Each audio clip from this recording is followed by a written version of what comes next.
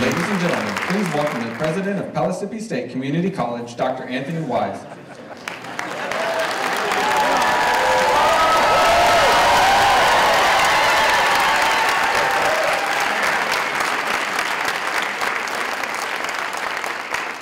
Thank you. Distinguished guests, faculty, staff, and students, good afternoon and welcome to Pellissippi State Community College. I am so pleased that you could join us for such a historic occasion in the life of this special place. I'm so proud we can host this visit of President Barack Obama, Vice President Joe Biden, and Dr. Jill Biden. This visit has exceeded all expectations for celebrations during our 40th anniversary year. There are a number of guests in the audience whose individual presence would spur great excitement on our campus. To have them here together is a great honor indeed. It is always a privilege to welcome Governor Bill Haslam and First Lady Chrissy Haslam back to Knoxville and to Pellissippi State. He is joined by Senator Lamar Alexander, Senator Bob Corker, and Congressman Jimmy Duncan.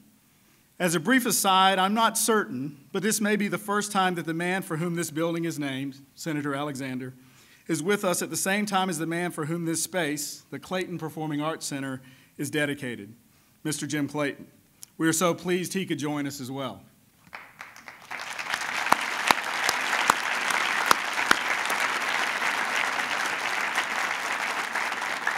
We are also honored to have with us our state legislative delegation, national and state education leaders, local mayors and business leaders, and a number of our friends and supporters. I'm so pleased you are with us. Why don't you take a seat if you want to? All right. Making me nervous. I had the great privilege of starting my career at Pellissippi State as a member of the history faculty. And over the course of the last few weeks, I've spent some time trying to use my training as a historian to determine the events and factors that have led us to this particular occasion. We might be here today because 7 or 8 years ago, a dog fence peddler and the county mayor joined forces to create a last dollar scholarship program for high school students entering the region's community colleges. That dog fence peddler, Randy Boyd, where are you, Randy? Randy's in the back. So Randy's here.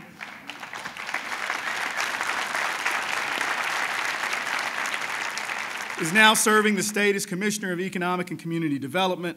The Last Dollar Scholarship Program that started as Knox Achieves and blossomed into the Tennessee Promise this past year is the topic of higher education policy conversations across the country, particularly over the course of the last 18 hours or so. We might be here today because of the excellent work of the faculty and staff of Pellissippi State Community College.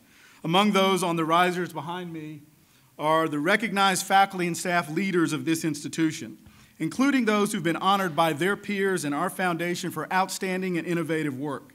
They, along with their equally dedicated peers in the audience and watching online, are the reason a record number of graduates will cross our stage at commencement for the 6th year in a row.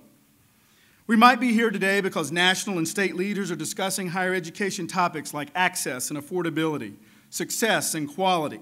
There's a growing recognition of the important role that community colleges play in the economic development of our communities and the social and intellectual growth of our students.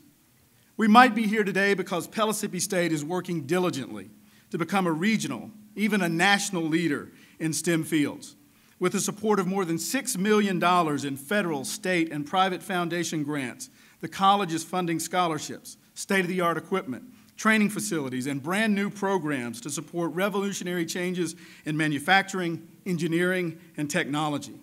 Through our role in public-private partnerships, we're helping to create new, good-paying jobs. We are here today for the reason we at Pellissippi State are here every single day for our students. We provide associate's degrees for career and transfer programs, plus certificates in continuing education, as well as dual enrollment courses for high school students. For many of our students, attending college is the opportunity of a lifetime. The students on the risers behind me are first-generation students, working adults, single parents.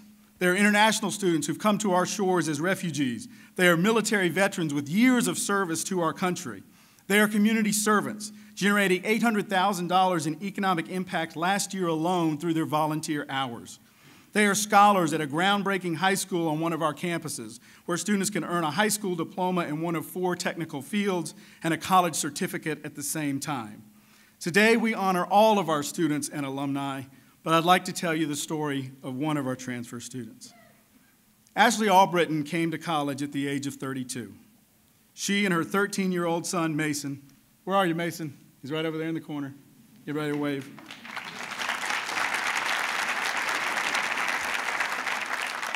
They sit down at the kitchen table every night to do their homework together.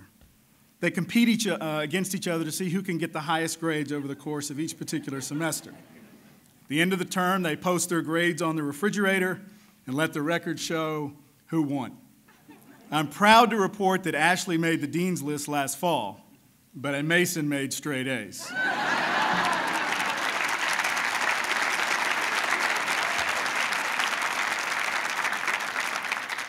Ashley hopes to become a medical missionary. She believes that her purpose is to give back and to serve. When she graduates from Pellissippi State, she hopes to go on to earn her bachelor's degree and then a master's degree as an advanced nurse practitioner. Ashley is behind me today. Thanks, they're in the corner, front corner. Hey, Ashley.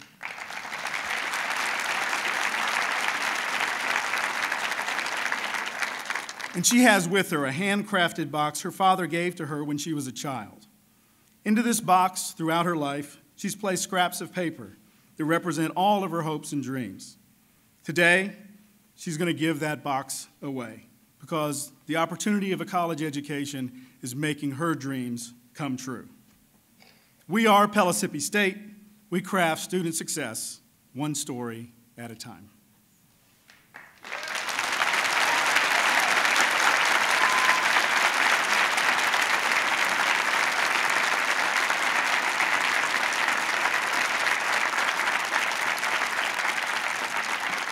All right, there might be one more reason we're here today, gathered here today.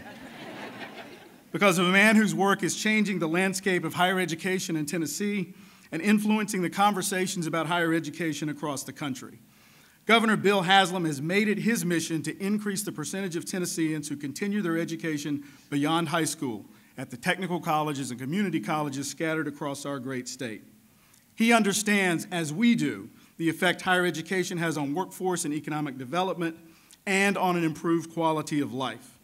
Building on the foundation of the Complete College Tennessee Act passed by the Tennessee General Assembly in 2010, he has challenged us to meet the aspirational goals of the Drive to 55 and the Tennessee Promise by increasing access to higher education, fostering higher levels of student success, and creating new partnerships to ensure the economic well-being of our state.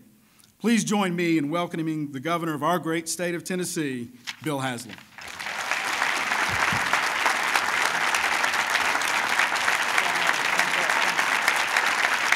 Thanks, Anthony. Welcome. Thanks.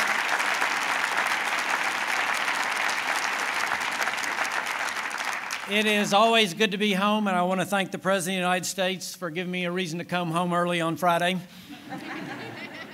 It's an honor for Tennessee to welcome the President, the Vice President, and Dr. Biden to Tennessee, and like I said, particularly to Knoxville, my hometown. The buzz about Tennessee keeps growing, and there's nothing that creates a stir quite like the President coming to town. You know, there's a lot of discussion in the country today about the income gap. It's growing, and regardless of where you are on the political spectrum, you need to acknowledge that. It's also no secret that Republicans and Democrats have a little different view about the best way to address that. But there is a truth that we all know and that we can all agree on. The best answer of all involves creating opportunity for more people to be prepared for the jobs of the future. If you take a two-earner, high school educated couple, and they both obtain college degrees, their income rises on average $58,000 per year. Unfortunately, in our country, the escalator has stopped. In ranking the percentage of the population with a degree, the United States ranked second in 2000. Today, we are fifth. And most disturbingly, we rank 12th among the 25 to 34-year-old age group. More Americans, almost 30%, have less education than their parents than the 20% of Americans who have more education than their parents. That's hard to believe in our country. In Tennessee, we want to do something about that. So last year, we introduced the Tennessee Promise, the very first state in the country to guarantee every high school graduate 2 years of community college or technical school free of charge.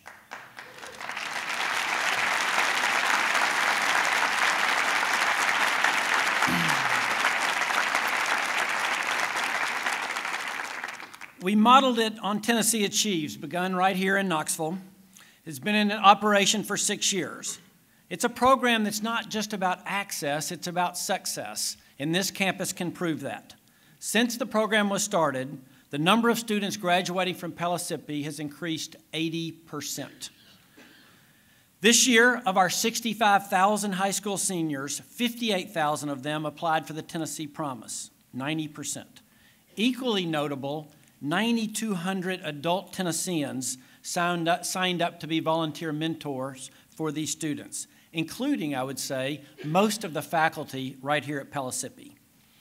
For the last 30 years, Tennessee's greatest need has been for better trained workers who can fill the jobs that companies want to bring here. We think the Tennessee Promise is a game changer when it comes to the future of our state. It is an honor to welcome the President to our state, a state that stands ready to prepare our students for a world of opportunity. Thank you.